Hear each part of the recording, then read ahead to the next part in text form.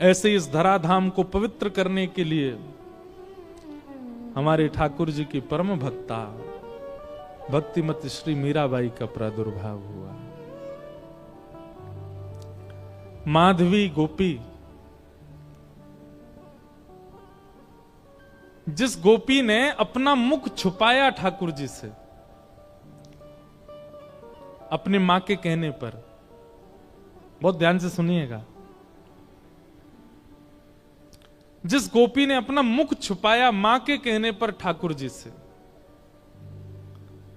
जब उसने ठाकुर जी को देखा तब उसके मन में आया कि अरे मां, विश्व की मां तो बालकों का कल्याण करने वाला पथ दिखाती है, पर आपने मुझे कैसा मार्ग बताया? जिस संसार से मुख छुपाना चाहिए था उसको तो दिखाने की आज्ञा दी, और जिनको दिखाना चाहिए था उनसे छुपाने की कह दी। अब तो दिन प्रति बस कृष्ण मन, कृष्ण तन, कृष्ण ही हमारो धन, बस कृष्ण देखें कैसे भी। कल थोड़ी कथा में कह चुका था पहले, समय आया इंद्र पूजा बंद करके सब ब्रजवासी गोवर्धन पूजा करने के लिए गए, और 84 कोस के जितने ब्रजवासी हैं सब इकट्ठे भये। और वहीं इंद्र ने जब कोप करके वर्षा की, 7 बरस के ठाकुर जी ने 7 कोस लंबे चौड़े गिरिराज पर्वत को अपनी बाम हस्त की कन्नी उंगली पर धारण किया। और जैसे ही ठाकुर जी ने गिरिराज जी धारण किए, दूर दूर खड़े हुए लाखों ब्रजवासी सब गिरिराज जी के समीप आ गए, सब भीतर आके खड़े हो गए। सब में आपस में चर्चा चल रही। अब गिरिराज जी 7 कोस लंबे हैं और दूर दूर वाले ने तो ठाकुर जी दिखे ही नहीं रहे हैं। सब बस ये कह रहे हैं, नंद के लाला ने गिरिराज जी उठा लिए, नंद के लाला ने पर्वत उठा लियो, नंद के लाला ने पहाड़ उठा लियो। यही चर्चा जब माधवी के कान में पड़ी तब माधवी बोली, शायद अब तो सबके बीच में ठाकुर जी अब तो दिख ही जाएंगे, क्योंकि जब जब श्याम सुंदर को देखने माधवी जाती, नेत्रों में जल आ जाता, धुंधलापन आ जाता, ठाकुर जी दिखते नहीं, क्योंकि शाप दे दिया ठाकुर जी ने। और ये शाप नहीं है, ये शाप नहीं है, ये विरह है। बंधुओं, हम एक बात निवेदन करें, मीराबाई का चरित्र या तो हम स्पर्श करते नहीं हो, करवा रहे हो तो फिर एक अच्छे से ही सुनियो। इस स्थिति में ना आना पड़े इसकी प्रार्थना कीजिएगा, क्योंकि अब कलिकाल ऐसा बचा नहीं है कि आप इसको सहन कर पाओ।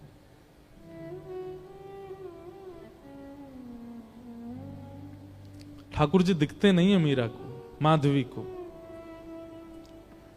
लेकिन आज सोचने लगी सबके बीच में ठाकुर जी खड़े, यहां तो मैं छुप के देख ही लूं उनको, शायद दिख जाए। और अनेक प्रयास करके दूर से जैसे तैसे भीड़ छांटती भई मीरा, माधवी, मीरा उनका कलयुग का नाम, माधवी द्वापर का नाम। माधवी जैसे ही पहुंची,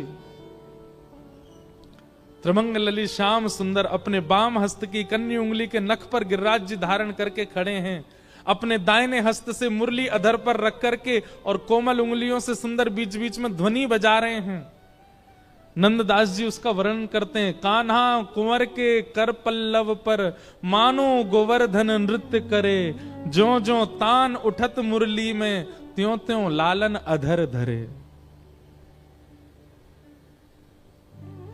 मेघ मृदंग मृदंग बजा, मेघ मृदंगी मृदंग बजा में, मेघा को जल यों जो झरे। ग्वाल ताल दे नी को गावे, गायन को जो सुर भरे। देत आशीष सकल ब्रज नारी, नंद दास के तिमिर हरे।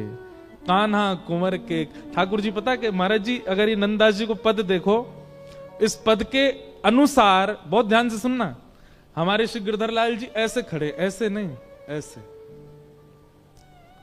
उनके ये चारों भुजाएं ऊपर हैं।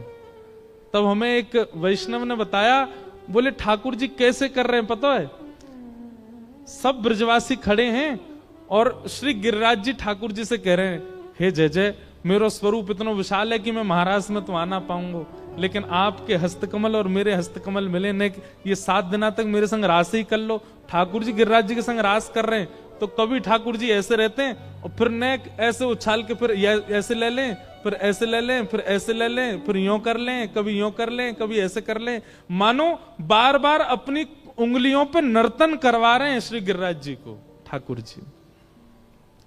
अद्भुत छवि है। तभी माधवी पहुंची। जैसे ही ठाकुर जी के समीप पहुंची है, उस स्थान पर पहुंची जहां ठाकुर जी खड़े हैं, जैसे ही नेत्र भर के ठाकुर जी को देखने का प्रयास किया, जल भर आया नेत्रों में। मानो जैसे कोई धुंध आ गई हो, खूब मीड़ रही है, अपनी आंखों को मीड़ मीड़ के लाल कर लिए हैं, लेकिन ठाकुर जी दिख नहीं रहे हैं। आज पीड़ा असहनीय हो गई माधवी की। अर्धरात्रि का समय ठाकुर जी के चरणों से लिपट गई और बोली, मैंने इतना बड़ा अपराध किया कि आप मुझे दिख ही नहीं रहे हो। हे श्याम सुंदर, अब पीड़ा मत दो, अब दिख जाइए, एक क्षण दिख जाइए, आप दिखें और मैं प्राण त्यागूं, बस मुझे और कुछ नहीं चाहिए। ठाकुर जी बोले, माधवी तेने मुझको अपना रूप नहीं दिखायो। माधवी बोली, देख लो, मैं सामने खड़ी हूं, अब देख लो मेरे नेत्र, मेरे मुखमंडल को देख लो, जैसे चाहो देख लो, पर मेरे ऊपर तो ये जो दोष है ये हटाओ, मुंह को देखन दो आपको। ठाकुर जी बोले, अब तो माधवी ये पीड़ा तुमको ने सहनी पड़ेगी, क्योंकि वस्तु का मूल्य तब चित्त में ज्यादा बढ़ता है जब वह वस्तु समीप हो पर मिले ना। और प्रेम लक्षणा भक्ति में जितना विरह होगा, जितनी व्याकुलता होगी, जितनी तड़प होगी, उतना वह प्रेम पुलकित होगा, उतना वह प्रेम लक्षणा भक्ति का इत्र महकेगा और दूसरों को महकाएगा। मैं चाहूं आगामी कलिकाल में लोगन के चित्त में श्रद्धा होगी, विश्वास होगो, लेकिन प्रेम नहीं होएगो। उनके चित्त में प्रेम प्रकट करवे के काज मैं तो नहीं आऊंगो, तो को भेजूंगो। और वाक्य काजे तोए या जन्म में मेरे रूप के दर्शन को त्याग करनो पड़ेगो, थोड़ो सहनो पड़ेगो। मीराबाई ने सहा है हमें और आपको प्रेम देने के लिए।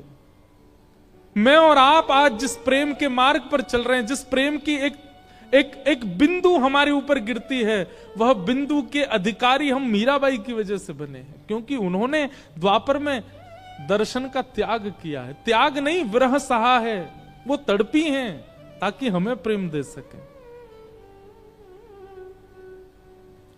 माधवी बोली, मुझे बस अवधि बता दीजिए, कम से कम एक अवधि पता होगी तो मैं उस अवधि के सहारे रह लूंगी कि इतना समय लगेगा आपके दर्शन में। एक अवधि बता दो, 10 वर्ष, 50 वर्ष, कितने वर्ष लगेंगे? अवधि सुनकर के तो माधवी गिर पड़ी, रोने लगी। ठाकुर जी बोले, 1 युग।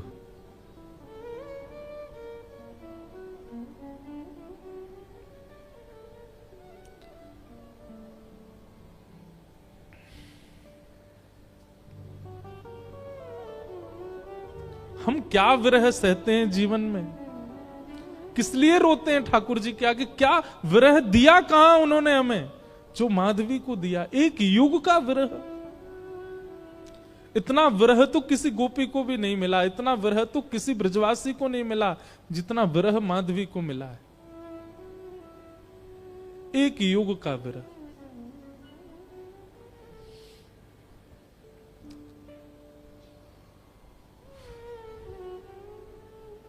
लेकिन क्या करे, प्रतीक्षा के अलावा और कुछ नहीं है जीवन में। चरणों में रोती हुई माधवी जाने लगी। और एक वैष्णव का स्वरूप नहीं है आत्म दाह करना, चाहे तो त्याग दे शरीर, लेकिन नहीं। अब कृष्ण ने कहा है कि प्रतीक्षा करो तो करनी है। वो प्रतीक्षा के ही शब्द हैं जो मीराबाई लिखती हैं, जो शब्द हमारे हृदय को विदीर्ण करके भीतर प्रवेश कर जाते हैं। वो शब्द किसी 2, 4, 10 वर्ष की प्रेमिका के नहीं है, एक युग की प्रतीक्षा करने वाली प्रेमिका के शब्द हैं।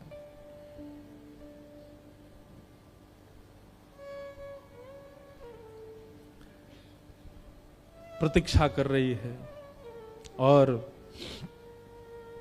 द्वापर युग का विश्राम हुआ, माधवी का पंच भौतिक देह विश्राम हुआ, कलिकाल का प्रारंभ हुआ। और इसी कलिकाल में जैसे गंगा प्रकट होने से पूर्व कहती है कि मुझे धारण करने लायक है कोई पृथ्वी में, तब हिमालय ने अपनी गोद पसारी। ऐसे ही ऐसी प्रेम लक्षणा, ऐसी प्रेम की पराकाष्ठा स्वरूपा वो माधवी, उनको धारण करने वाला कोई वंश है? तब मेड़ता का राव दूदाजी का परिवार सौभाग्यवंत हुआ और शरद पूर्णिमा के दिन भक्तिमती मीराबाई का प्रादुर्भाव हुआ। वही माधवी कलयुग में मीरा बन करके प्रकट हुई। मीराबाई का वास्तविक नाम मीरा नहीं है, मिहिरा नाम है। जैसे नरसिंह मेहता जी का वास्तविक नाम नृसिंहराम मेहता, ऐसे ही मीराबाई का मूल नाम मिहिरा है। जन्म हुआ राव दूदाजी के कुलीन परिवार में। बाल्यकाल से ही मीराबाई का स्वरूप स्वभाव अन्य बालकों से बिल्कुल भिन्न है। बहुत शांत प्रशांत स्वभाव की हैं। एक चंचल बालक की तरह ऐसी चंचलता, चपलता, चतुरता नहीं है उनके चित्त में। बहुत सरल, छोटी सी बात पर रीझ जाने वाली, मान जाने वाली, प्रसन्न हो जाने वाली मीरा है। राव दूदाजी के घर में मीरा का जन्म होने का कारण यह है, ध्यान से सुनिएगा। एक वैष्णव बालक यदि आपके घर में जन्मेगा, कोई बालक आपका भविष्य में चलकर के वैष्णव होगा, उसके पीछे कारण क्या होगा? राव दूदाजी एक दिन भी बिना हरि चर्चा के व्यतीत नहीं करते। मेड़ता में एक बार को कोई राजा आ जाए, उसके स्वागत सम्मान में कोई कमी हो सकती है, लेकिन मेड़ता में कोई महापुरुष संत आ जाएं, उनके स्वागत के लिए स्वयं राव दूदाजी जाते हैं। और नित्य प्रतिदिन नवीन नवीन संतों का आगमन होता है, अयोध्या से, ब्रजधाम से, द्वारिका से। एक बात कहें बंधुओं, अपने घर के द्वार सबके लिए बंद रखो, पर भगवत भजनानंदी वैष्णवों के लिए कभी नहीं। सदा ऐसा प्रयास करो कि आपके यहां कोई ना कोई आता ही रहे। अगर एक सप्ताह तक कोई ना आवे तो आपके चित्त में चिंता होनी चाहिए कि कोई आया क्यों नहीं। किसी को फोन करके जबरदस्ती टिकट करके बुलाओ, आ जाओ, हमारे घर पर रहो।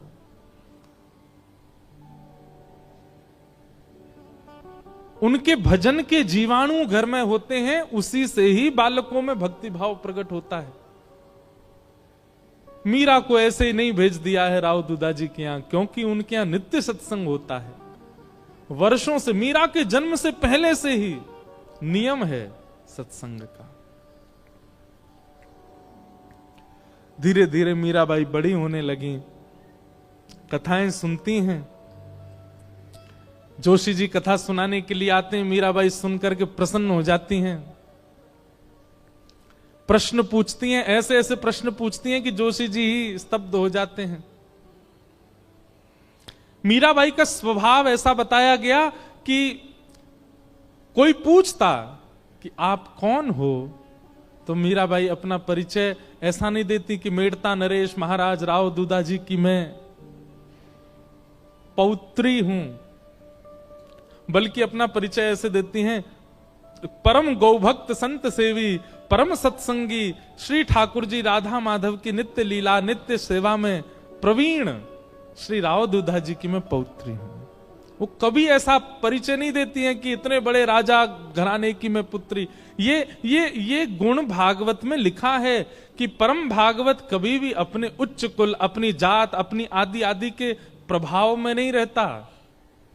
मीराबाई ऐसी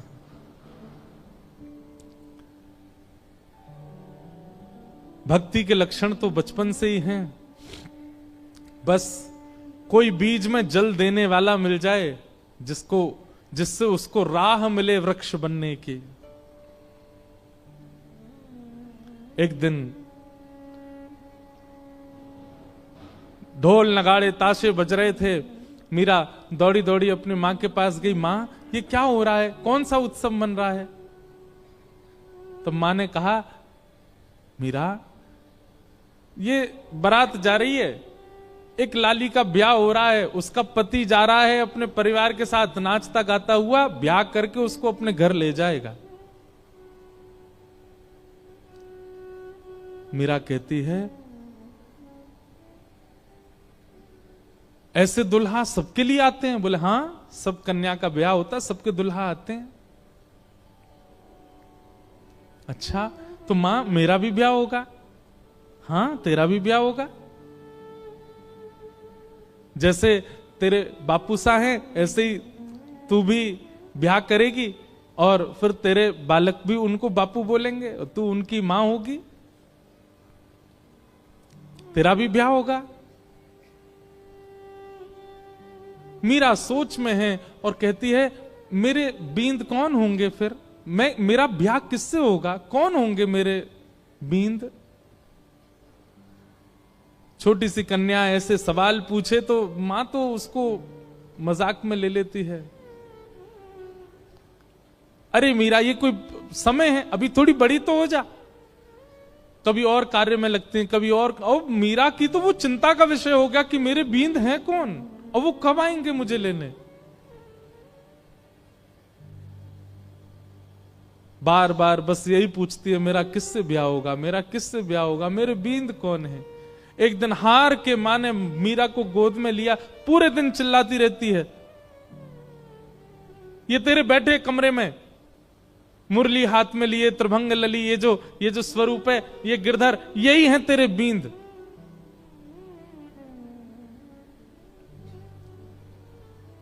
स्वरूप देखा ठाकुर जी का और मां ने कह दिया यही है तेरे बींद। तो मीरा के चित्त में ऐसा विश्वास प्रगाढ़ हो गया कि यही है मेरे बींद और कोई नहीं। अब तो मीरा की स्थिति ऐसी हो गई, वो कक्ष में जब जाती है तो ठाकुर जी की ओर भी बहुत झुकी हुई नजरों से देखती है। ज्यादा मतलब व्यवहार ऐसा करने लगी कि मानो सच में ही ये उसके बींद हैं।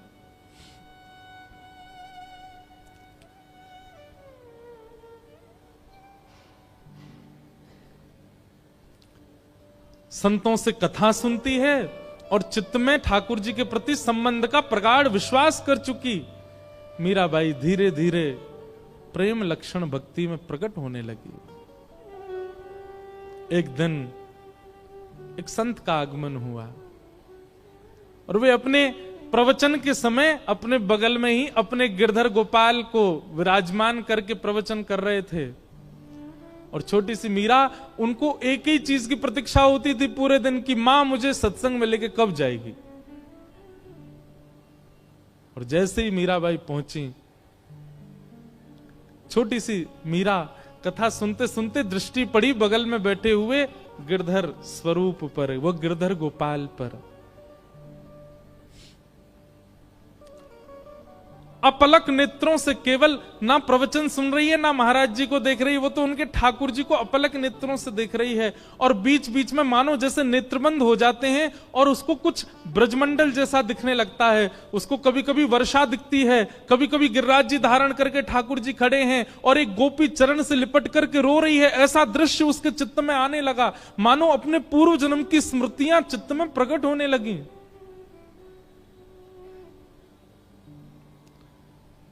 ठाकुर जी ने माधवी से कहा था एक संत के माध्यम से मैं तेरे पास आऊंगा और मेरी खूब सेवा करना। माधवी को थोड़ी थोड़ी स्मृति आ गई मीरा को, और जैसी स्मृति पूर्ण हुई, कथा विश्राम हुई, नेत्र लाल हैं, अश्रु गिर रहे हैं नेत्रों से, और अपनी मां को पकड़ के कहती है, मां ये कौन है? मां कहती है ये महात्मा है, कथा सुना रहे हैं, साधु जी हैं। नहीं ये नहीं, इनके बगल में जो बैठे हैं वो कौन है?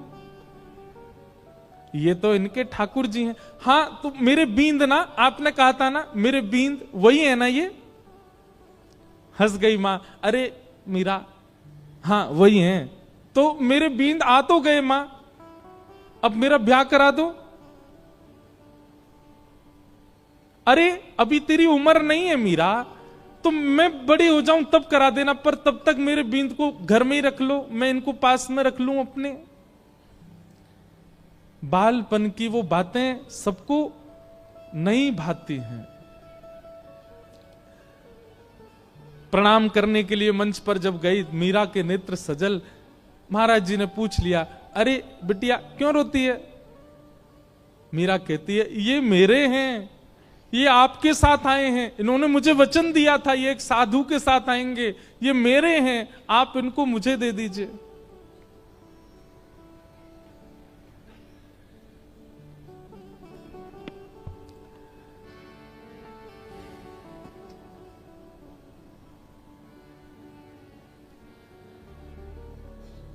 ये मेरे हैं।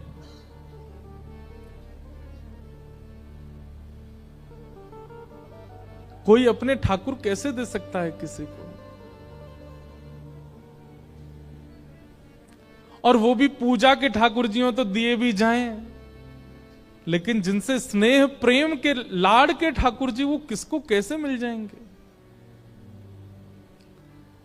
पहले तो छोटी बालिका समझ करके महात्मा हंस गए, लेकिन जब कहने लगी ये तो मेरे हैं जिद करने लगी, तो महात्मा भी प्रेमी थे, व्याकुल हो गए, अपने ठाकुर जी को हृदय से लगा के तुरंत चले गए वहां से। मीराबाई कहने लगी संत बुरे नहीं है, माता पिता बुरे नहीं है, आप ही मेरे पास आना नहीं चाहते हो। अरे और कितनी प्रतीक्षा कराओगे? मैं कब से प्रतीक्षा करती हूं, अब आ तो गए हो एक महात्मा के द्वारा, अब आ क्यों नहीं जाते मेरे पास? मां डांटती है, पिताजी डांटते हैं, सब घर के लोग समझाते हैं, पर मीरा की एक अलग जिद है। एकांत में बैठी रहती है, ना खाती है, ना पीती है, ना खेलती है, बस चिंतन करती है और रोती रहती है।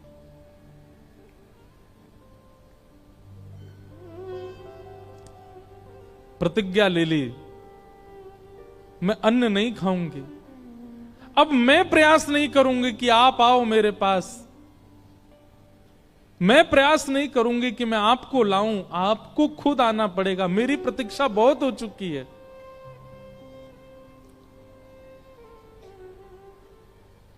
वहां महात्मा ठाकुर जी की सेवा शयन करा करके जैसे शयन में गए, ठाकुर जी उनके स्वप्न में आ गए और स्वप्न में आकर के बोले, बाबा आपने मेरी खूब सेवा करी, खूब मेरे 56 भोग लगाए, खूब मुझको लाड़ प्यार कियो, खूब मुझको डुलायो, इतनो भाव से मेरी सेवा करी बाबा, पर अब आपकी सेवा पूरी है गई। जो बालिका आज कथा में आई, मैंने वाकू वचन दियो है कि मैं आपके माध्यम से आऊंगा, आप उनको जाए के मुंह को दे दो। अब जब ठाकुर जी ही स्वयं आज्ञा कर दें तो फिर कोई कैसे मना करे? रात्रि अर्धरात्रि का समय महात्मा उठे, अपने ठाकुर जी को हृदय से लगा के खूब रोए, जय जय मेरी सेवा में कोई कमी रह गई? नहीं नहीं कोई कमी नहीं बाबा, मैं तो बहुत प्रसन्न हूं, पर अब कछु दिना आप एकांत में भजन करो, फिर मेरी प्राप्ति हो जाएगी। अब आप तो चले जाओगे, फिर मेरी सेवा कौन करेगा? या हमारी सेवा विस्तार के लिए वह कन्या को मोह दे दो। और अर्धरात्रि का समय, नन्ही सी मीरा अनशन व्रत पर मानो बैठी हो और महात्मा पहुंच गए। ले मीरा है गिरधर तेरा, ले मीरा है गिरधर तेरा। अपने ठाकुर जी को लेकर के गए। सेवा बड़े भावत करियो, सेवा बड़े भावत करियो, रखियो नाने नानेरा हो, रखियो ने नानेरा। बेटी ले मीरा है गिरधर तेरा, ले मीरा ले गिरधर तेरा। मीरा के चित्त में पीड़ा भी हो रही है और वो नाच भी रही है। नाच इसलिए रही है कि आज मानो जैसे वर्षों और युगों का विरह समाप्त होगा, पर पीड़ा इस बात की है कि मैं एक वैष्णव की सेवा ले रही हूं। उन महात्मा के नेत्रों के आंसू मीरा को बहुत, ये एक वैष्णव का स्वरूप हो जाता है। वो स्वयं पीड़ा में रहना मंजूर रखता है, पर अन्य किसी वैष्णव की पीड़ा देख नहीं पाता।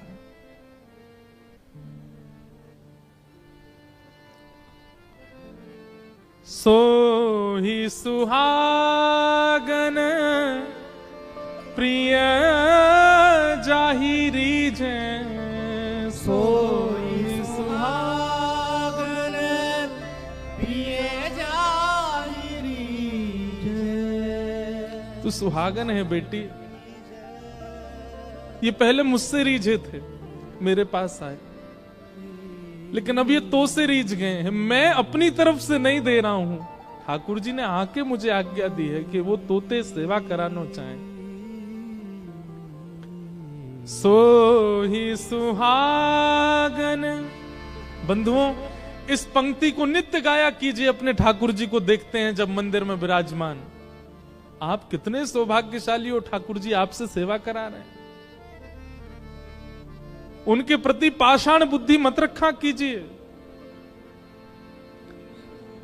आपका कोई तो ऐसा गुण है जिसके कारण ठाकुर जी आपके, आप चले जाते हैं बाहर, आप आ जाते हैं कथा, मैं आ जाता हूं कथा करने। हमारे ठाकुर जी कक्ष में बैठे रहेंगे, खड़े रहेंगे, जैसे सुलाओगे सो जाएंगे, जहां बैठाओगे बैठ जाएंगे, जो खिलाओगे पालेंगे। अपनी कोई इच्छा, इतनी अपने जिनको हम अपना कहते हैं, पत्नी बच्चे, वे भी लड़ लेते हैं कि हमें ये चाहिए, पर हमारे ठाकुर जी को भी नहीं लड़ते।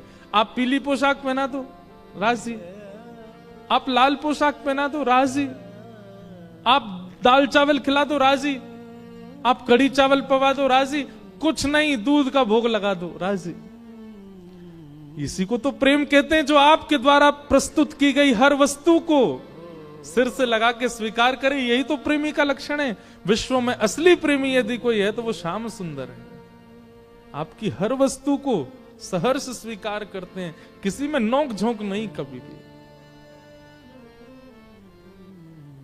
सो ही सुहागन प्रिय जाहिरी जे, सोई सुहागन प्रिय जाहिरी जे। कैसा तेरा मेरा हो, कैसा तेरा मेरा, बेटी ले मीरा है गिरधर तेरा, ले मीरा ले गिरधर तेरा। मीराबाई को ठाकुर जी दे दिए हैं।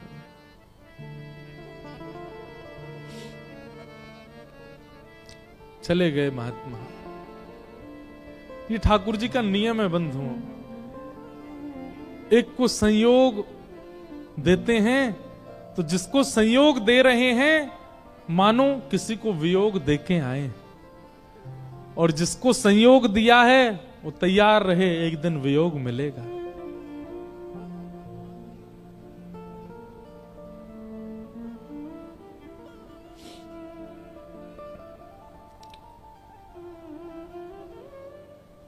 इसीलिए हमारे अष्ट सखा कहते हैं, यह धन धर्म ही ते पायो, यह धन धर्म ही ते पायो, नी के राख यशोदा मैया, नी के राख, हम सब यशोदा हैं, यशोदा मैया, नारायण घर आयो, नारायण घर आयो, यह धन धर्म ही ते पायो। अब तो मीरा बस आनंद में रहती है, प्रसन्न रहती है, झूमती रहती है, मानो अब इससे बड़ा सुख उनके जीवन में और कुछ नहीं है, आनंद है। और तभी मैं बहुत सूक्ष्म सूक्ष्म मुख्य मुख्य भाव सुना रहा हूं। बस एक अवस्था हो गई मीराबाई की, प्रेम तो चित्त में खूब है, परंतु एक संकट का एक मानो बादल मंडरा रहा था मीराबाई के ऊपर। क्यों? अब मां, पिता, घर के सब बड़े सदस्य और राव दूदाजी तो पधार चुके हैं। मीरा बहुत रोई जब दादाजी गए, क्योंकि वही थे जो भक्ति मार्ग में लेके आए मीरा को। संकट इस बात का है कि अब सब चर्चा करते हैं कि मीरा का ब्याह करो। एक दिन मीरा अपनी मां से लड़ने लगी, मां आप मेरा किससे ब्याह कर रही हैं? अरे मेवाड़ के राजा, मेवाड़ के राजकुमार राजा भोज, तुम जानती हो उनका पराक्रम, तुम जानती हो उनका बल, तुम जानती हो उनका ऐश्वर्य। अपनी मां से मीरा कहती है, तो फिर ये कौन है जिनको बचपन में आपने मेरा बींद बताया था? अरे बालापन की बात है, बचपन में ऐसी तू जिद कर रही थी इसलिए बोला। बोले मां आपने तो ऐसे ही बोल दिया, परंतु मैं तो चित्त में घर करके बैठी हूं कि यही मेरे बींद हैं, और मेरा स्वभाव व्यवहार सब कुछ वैसा ही है। आप अपनी बात से कैसे मुकर सकती हैं मां? चुपचाप तैयार हो जा, तुझे देखने वाले आ रहे हैं। कौन समझे विरह वेदना। मीराबाई बैठी है अपने ठाकुर के सामने, मंदिर में ही बैठी है, कुछ विशेष श्रृंगार नहीं किया है। तभी भोजराज और पूरा परिवार सब आए।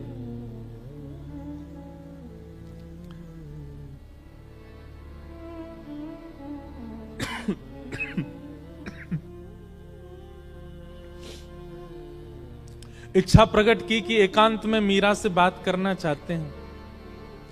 मीराबाई बोली, मेरे लिए तो एकांत मेरे ठाकुर जी का स्थान है, जो बात करनी यहीं बैठ के कर लो।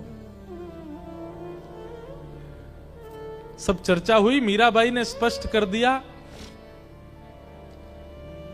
एक पत्नी जो धर्म का निर्वहन करती है, अगर वो अपेक्षा आप मुझसे रखते हैं और मुझसे ब्याह करना चाहते हैं, तो मैं पहले ही आपको स्पष्ट कर दूं कि मैं उन सब धर्म के निर्वहन में बिल्कुल अपूर्ण हूं, मैं नहीं कर पाऊंगी। आप अपने परिवार में सबसे कह दीजिए मैं उस योग्य हूं नहीं, वो तो मेरे परिवार वाले चाहते हैं, इसलिए मैं आपसे चर्चा कर रही हूं। नहीं तो एक स्त्री का जो धर्म होता है पति के प्रति, ससुराल के प्रति, उन सबको, मैं तो अपने घर के प्रति कोई धर्म नहीं निभा पाती एक पुत्री का। इसलिए मैं आपसे पहले ही स्पष्ट कर देती हूं कि एक पत्नी का धर्म मैं नहीं निभा पाऊंगी। भोजराज का उत्तर सुनने लायक है। बंधुओं, मीराबाई का जिनसे ब्याह हुआ वो अत्यंत कुलीन भाव के हैं। उन्होंने कहा मुझे मंजूर है, मैं भी नहीं आपसे अपेक्षा रखता हूं कि आप पत्नी धर्म का निर्वहन मुझसे करें। आपकी सुबह से अभी तक की गतिविधियां देख करके, आपके विचार भाव और आपके हृदय की स्थिति देख करके मैं जान चुका हूं कि आप सामान्य धर्म में नहीं हैं। परंतु अब मेरी इच्छा और ज्यादा आपसे विवाह करने की इसलिए है कि मैं आपसे पत्नी धर्म का निर्वहन नहीं करवाना चाहता। मैं चाहता हूं हमारी मेवाड़ की भूमि में राजा तो बहुत आते हैं, मेवाड़ की भूमि में बड़े बड़े महापुरुष आते हैं, बड़े बड़े योद्धा आते हैं, पर मेवाड़ की भूमि पर अभी तक किसी भक्त के चरण नहीं पड़े। यदि आप मुझसे विवाह करें और हमारी मेवाड़ की भूमि को अपने चरणों से और श्री गिरधर लाल जी के स्थापन से पवित्र कर दें, तो ये हमारे लिए बड़े सौभाग्य की बात होगी। मैं इस चर्चा को गुप्त रखूंगा, किसी के सन्मुख नहीं कहूंगा। ये मेरी और आपकी चर्चा है, सबको बताने के लिए विवाह का एक अभिनय होगा, परंतु मैं चाहता हूं कि आपके चरण हमारी मेवाड़ को पवित्र करें। बाकी जैसी आपकी इच्छा होगी, मेरी उसमें कोई अतिशयोक्ति नहीं होगी। और ऐसा कहकर के भोजराज चले गए। मीराबाई ने कोई उत्तर नहीं दिया। लेकिन प्राचीन भारत में कहां पूछा जाता है, सबने पक्का कर दिया ब्याह।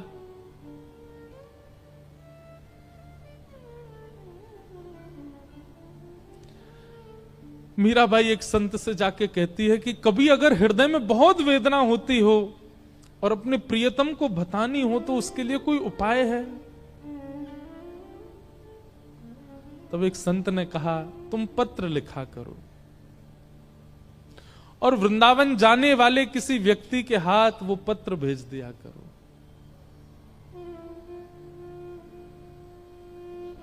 बहुत प्यारा पद है मीराबाई का। मीराबाई आज पत्र लिखने के लिए बैठी है और पूरे कक्ष में केवल खाली पत्र पड़े हैं, लिख नहीं पा रही है। बार बार एक एक पन्ना फाड़ती है, फिर कुछ लिखती है और लिख करके फिर उसको फेंक देती, फिर दोबारा लिखती है, फिर फेंक देती, फिर लिखती है। किसी ने आकर के कहा मीरा ये क्या करती है तू, इतने पत्र पड़े, ये सब क्या है?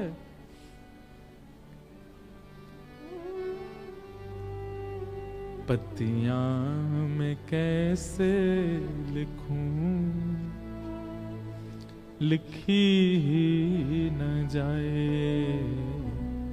पत्तियां मैं कैसे लिखूं, लिखी ही न जाए। पत्तियां मैं कैसे लिखूं, लिखी ही न जाए। पत्तियां मैं कैसे लिखूं, लिखी ही न जाए। क्यों? कलम धरत मेरो कर कांपत है, कलम धरत मेरो कर कांपत है। कलम धरत मेरो कर कांपत है। कलम धरत मेरो कर कांपत है। मीराबाई कहती है, मैं लिखने के लिए बैठती हूं, पहले तो शब्द याद नहीं आते, और जैसे तैसे अपनी स्थिति, बंधुओं एक बात याद रखिएगा, विरह की स्थिति शब्द बयां नहीं कर सकते। वो शब्द नहीं बता सकते कि आपकी स्थिति कैसी है। आप कितना भी प्रयास कीजिए बोलने का, बताने का, नहीं बता पाओगे, क्योंकि विरह प्रेम शब्द की इतनी क्षमता नहीं कि वो आपका विरह प्रेम प्रकट कर सके। लेकिन मीराबाई कहती है, जैसे तैसे मैं लिखने का प्रयास भी करती हूं।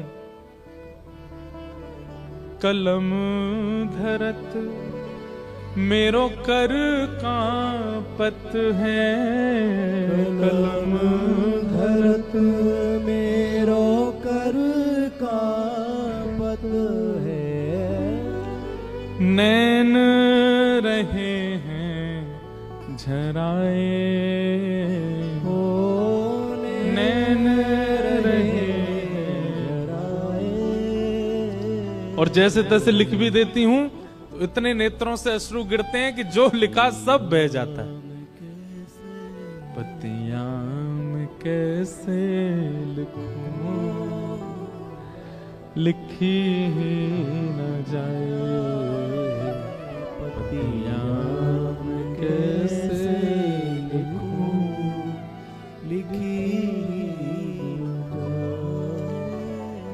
पतियां में कैसे लिखूं, लिखी ही न जाए, पतियां में कैसे लिखूं, लिखी न जाए।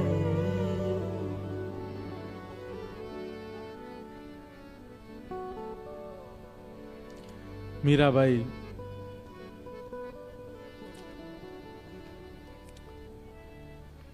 बस स्मरण करती हैं, वृंदावन की दिशा की ओर देखती रहती हैं। अभी भी विरह समाप्त नहीं हुआ है। घड़ी आई विवाह की, पूरा मेड़ता सजा है, परंतु होने वाली दुल्हन, उसके मुख पर बिल्कुल प्रसन्नता नहीं है। मीराबाई ठाकुर जी के सामने बैठकर के केवल इतनी प्रार्थना करती है, मैं देह और आत्मा को अलग मानती हूं, मैं जानती हूं देह की क्रिया आप स्वीकार नहीं करते। देह भले ही कोई और वर्ण करके ले जाए, कम से कम आत्मा आपकी है, ये स्वीकार करके मुझे कैसे भी बता दीजिए कि आपने मुझे स्वीकार कर लिया, मुझे और कुछ नहीं चाहिए। अन्य से देह का विवाह हो, उससे पहले पहले आत्मा का आपसे विवाह हो जाए। हे ठाकुर जी, मैं और कुछ नहीं मांगती आपसे।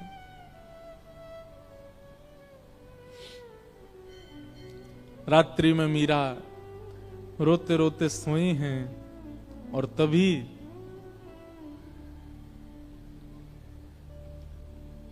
स्वप्न में श्री ठाकुर जी पधारे, और मीराबाई के साथ स्वप्न में ही विवाह संपन्न हो गया। ठाकुर जी ने विवाह किया। प्रातः काल का समय, पूरे घर में शादी की तैयारियां चल रही हैं। मां दौड़ी दौड़ी मीराबाई के कक्ष में गई, अभी तक मीरा उठी नहीं है। जैसे ही भवन में प्रवेश करके भीतर देखा, एक नवीन शादी का जोड़ा पहने हैं, हाथों में मेहंदी रची हुई है, मांग में सिंदूर भरा है, गले में सुंदर ऐसा अद्भुत मंगलसूत्र पहन रखा है, यहां तक केवल चूड़ियों से अलंकृत हाथ हैं। अद्भुत श्रृंगार और प्रसन्न मुद्रा में मीरा सोई है। मीराबाई के विवाह के लिए जो पोशाक मंगाई गई है वो तो दूर रखी है, ये एक नवीन पोशाक, और ऐसी पोशाक की मेड़ताओं ने भी कभी नहीं देखी होगी। मां ने तुरंत मीराबाई को उठाया, उठा करके पूछा, मीरा जल्दी उठ, ये सब क्या करके बैठी है? तेरे मांग में सिंदूर, गले में मंगलसूत्र, हाथ रचे हुए, ये इतने सुंदर तूने जोड़ा, ये क्या करके आई है? कहां से लेके आई है सब?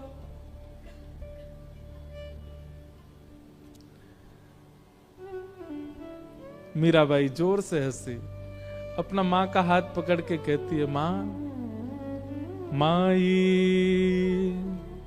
सपनानु वरना दीनानाथ दीनानाथ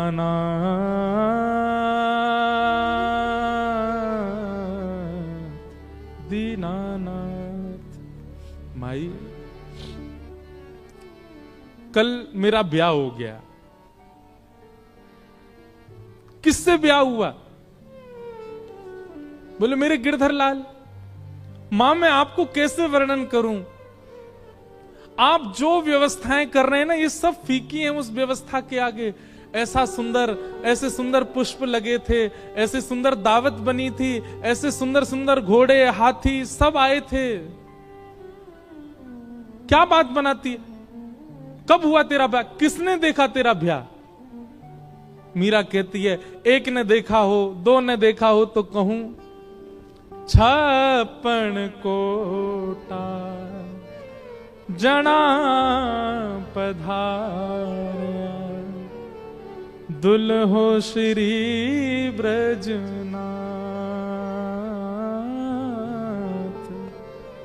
दुल्हो श्री ब्रजनाथ।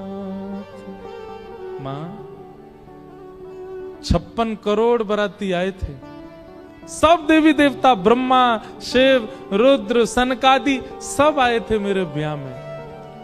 और इन सब बरातियों के बीच एक सुंदर से हाथी पर सहरा बांधे, अद्भुत पोशाक पहने, मधुर मुस्कान, कटाक्ष नेत्र, मधुर घुंघराले केश, हाथ में मुरली लिए मेरे दुल्हा बनकर के साक्षात ब्रजनाथ श्री कृष्ण आए थे। दुल्हो श्री ब्रजनाथ। बहुत सुंदर वर्णन है। मीराबाई अपने स्वप्न के विवाह का वर्णन कर रही है अपने मां के आगे। किसने हमारा कन्यादान किया, हमारे फेरे कैसे पड़े, उन्होंने मेरे गले में कैसे मंगलसूत्र पहनाया, दावत कैसे हुई, एक एक चीज का वर्णन कर रही है मीरा। और मां इधर से उधर जा रही है, सिर पीट रही है, रो रही है। ये क्या बातें कर रही है मीरा तू? लेकिन कौन समझे मीरा को? मीराबाई हंसने लगी और कहने लगी, मां मेरा ब्याह हो गया। मां तुरंत भीतर गई, घड़े में जल भर के लाई और ला करके मीरा के मांग का सिंदूर पोंछने लगी। मीरा कहती हैं, अब चाहे जो कर लो मां, ये देह चाहे जिसको दे दो, पर आत्मा को तो स्वीकार कर लिया है श्याम सुंदर ने। अब मैं राजी राजी चली जाऊंगी जहां भेजोगी, मुझे अब परवाह नहीं। मैं जिनकी हूं उन्होंने मुझे स्वीकार कर लिया है। कितनी पीड़ादायी बात है। मीराबाई का पुनः श्रृंगार किया गया और फिर मंडप में ले जाया गया।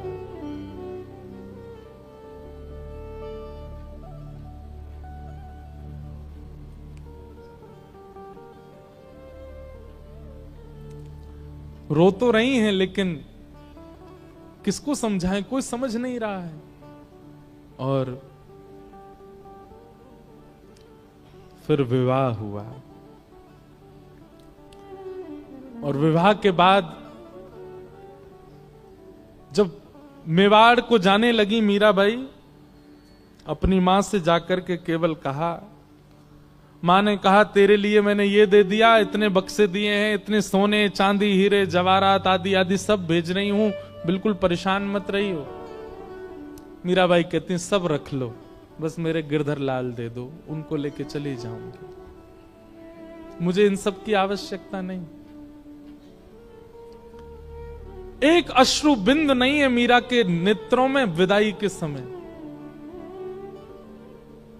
अपने ठाकुर जी को गोद में ले रही है, सब देख रहे हैं मीरा को, रो रहे हैं, पर मीरा केवल अपने ठाकुर जी को निहार रही हैं, नेत्र नीचे करके। गाड़ी, बैलगाड़ी, घोड़ा गाड़ी, हाथी गाड़ी सब धीरे धीरे चलते जा रहे हैं। और मीरा ना प्रसन्न है ना उदास है, बस एक समत्व है मुखमंडल पर। निकल गई मेवाड़।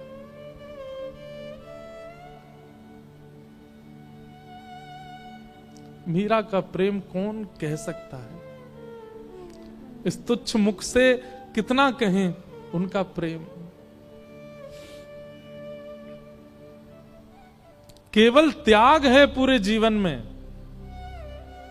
और कुछ नहीं। आ गई, विवाह हो गया।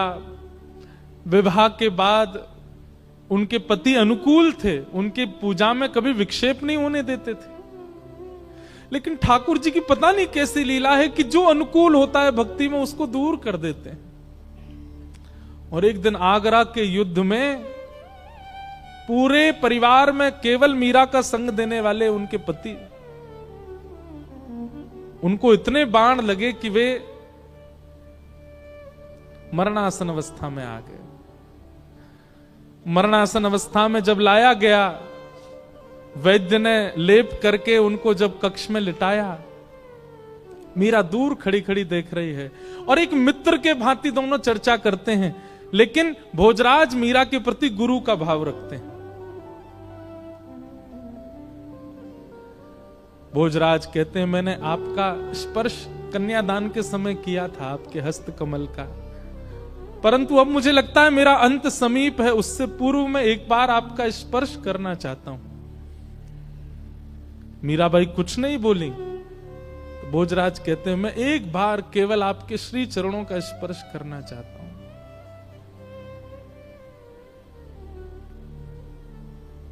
ठाकुर जी के पास गई, अपने गिरधर गोपाल की प्रसादी माला लेकर के आई और भोजराज के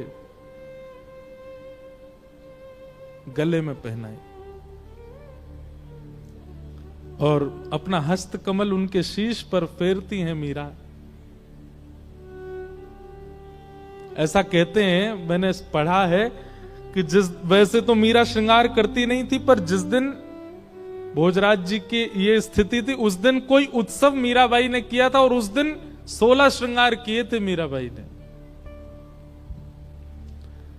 और उस श्रृंगार के रूप में मीराबाई को देखते देखते देखते मानो जैसे उनके पति को साक्षात युगल ही एक रूप में हो, ऐसा दिखने लगा। और उनके पति अपने प्राण त्याग देते हैं।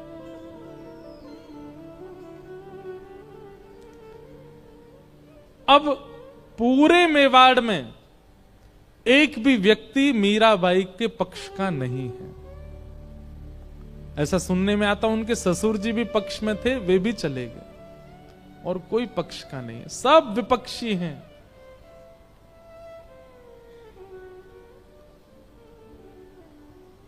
खूब यातनाएं देते हैं, प्रताड़ना करते हैं, उपहास करते हैं, पर मीराबाई को इससे कोई फर्क नहीं पड़ता।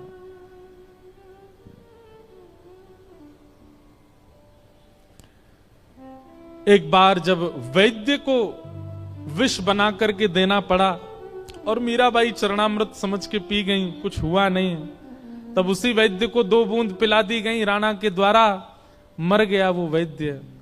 तब मीराबाई के चित्त को क्षोभ हुआ कि मुझ तक पीड़ा रहे मैं सह लूं, पर मेरे अलावा किसी और को मिले ये मैं सहन नहीं कर सकती। गोस्वामी तुलसीदास जी को पत्र लिख करके मीराबाई ने अब पूछा, क्या करूं? तब गोस्वामी जी ने आज्ञा की कि अब ऐसों का त्याग करो जो हरि विमुख है। और मीराबाई मेवाड़ से अभी वृंदावन नहीं गई, मेड़ता गई, और फिर मेड़ता से वृंदावन मीराबाई बहुत विलंब से गए, क्योंकि वृंदावन उनके रोम रोम में बसता है, वृंदावन उनके हृदय में बसता है, वृंदावन उनके चित्त में बसता है। आगे लीला में मीराबाई वृंदावन गई और फिर वृंदावन में कैसे उनको निकुंज का, रास का दर्शन हुआ, वो सब लीला हम सुनेंगे।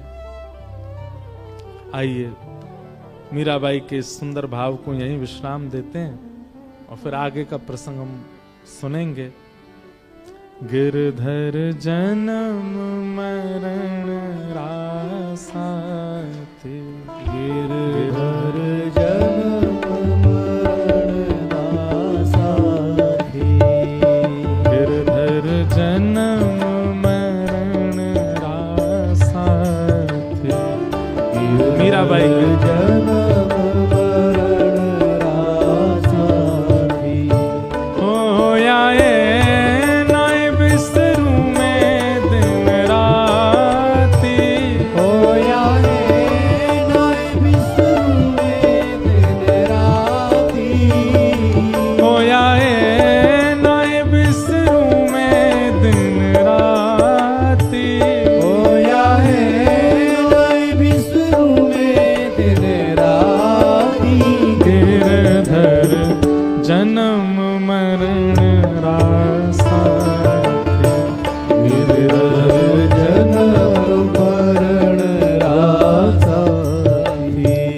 गिरधर जन्म मरण रासा गिरधर जन्म मरण रासा ओ पल पल पिय को रूप निहारूं निरख निरख सुख पाती पल पल पिए को रूप निहारो निरख निरख सुख पाती पल पल पिय को रूप निहारूं निरख निरख सुख पाती पल पल पिए को रूप निहारो निरख निरख सुख पाती ऊंचे चढ़ चढ़ पंथ निहारूं ऊंचे चढ़ चढ़ पंथ निहारो ऊंचे चढ़ चढ़ पंथ निहारूं ऊंचे चढ़ चढ़ पंथ निहारो रोए रोए अखियां प्यासी गिरधर जन्म मरण रासा थी गिरधर जन्म मरण रासा गिरधर जन्म मरण रासा गिरधर जन्म मरण रासा मीराबाई कहते हैं ओ इनके बिन मोहे सलना परत है जानत मेरी छाती इनके बिन मोहे सलना परत है जानत मेरी छाती इनके बिन मोहे सलना परत है जानत मेरी छाती इनके बिन मोहे सलना परत है जानत मेरी छाती दोए कर जोड़ा रज करूं छूं दोए कर जोड़ा रज करूं छूं दोए कर जोड़ा रज करूं छूं दोए कर जोड़ा रज करूं छूं सुन ली जो मारी बात गिरधर जन्म मरण आसा थी गिरधर जन्म मरण रासा गिरधर जन्म मरण आसा गिरधर जन्म मरण जय हो। रासा गिरधर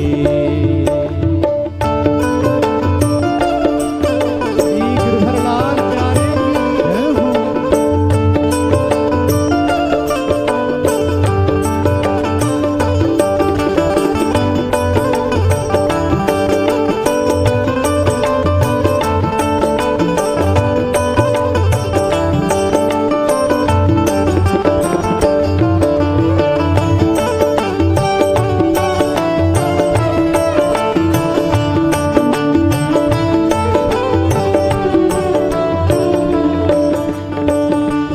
ओ यह संसार सकल जग झूठा झूठा कुल रानाता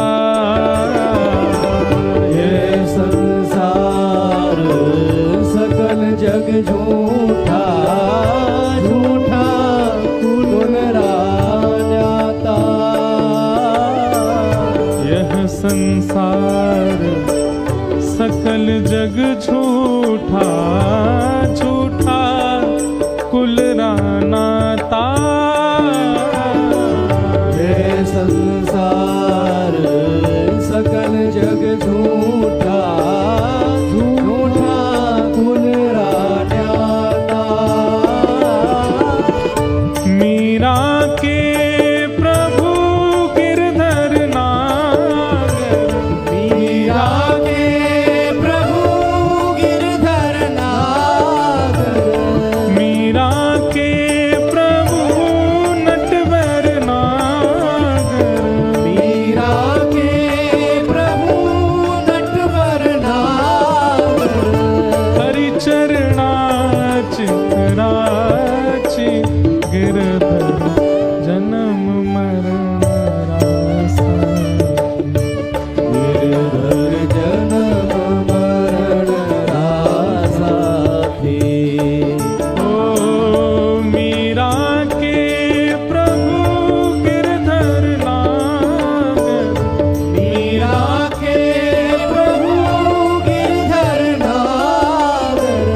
मीरा के प्रभु नटवर नागर, मीरा के प्रभु नटवर नागर। हरि चरणा चितराच गिरधर जन्म मरण रासा। गिरधर जन्म मरण रासा थी। गिरधर जन्म मरण रासा। गिरधर जन्म मरण रासा थी। गिरधर जन्म मरण रासा। गिरधर जन्म मरण रासा थी। गिरधर जन्म मरण रासा। गिरधर जन्म मरण रासा थी। गुरु वृंदावन बिहारी लाल की जय। श्री राधा रमण लाल की जय। श्री राधा